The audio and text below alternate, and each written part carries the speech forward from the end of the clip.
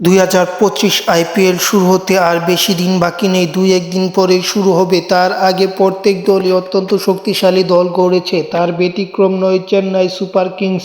তারাও অত্যন্ত শক্তিশালী একটি দল গড়েছে, যে দলটা তাদেরকে চ্যাম্পিয়ন করে দিতে পারে বা চ্যাম্পিয়ন তারা হতে পারে।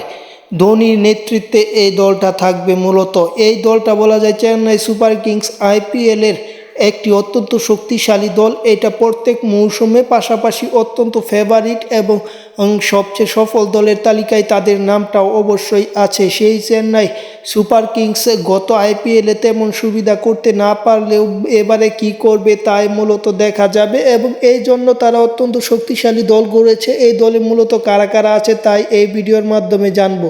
তাই যারা এখন পর্যন্ত চ্যানেলটি সাবস্ক্রাইব করেননি, চ্যানেলটি সাবস্ক্রাইব করে ফেলুন।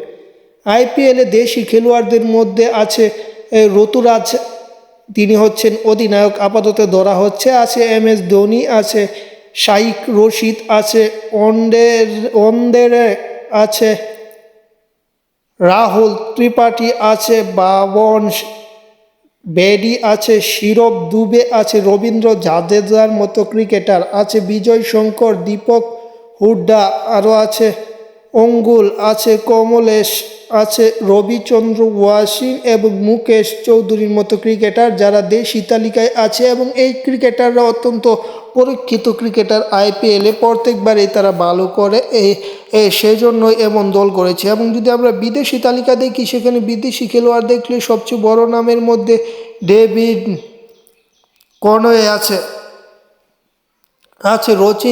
রবীন্দ্র, দুজনেই এই নিউজিল্যান্ডের প্লেয়ার। আছে জেমি ওভারটন ইংল্যান্ডের, আছে স্যাম কারান ইংল্যান্ডের, যারা অত্যন্ত শক্তিশালী প্লেয়ার। আছে মথিসা পাতিরানা ইংল্যান্ডের, তিনি শ্রীলঙ্কার, তিনি গতবারও এই দলে খেলেছে এই চেন্নাই।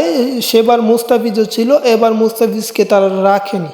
আছে নেথান এলিস অস্ট্রেলিয়া এবং নূর আহমদ, তিনি হচ্ছেন আফগানিস্তানি ক্রিকেটার, এবং পাতিরানা তিনি শ্রীলঙ্কার ক্রিকেটার।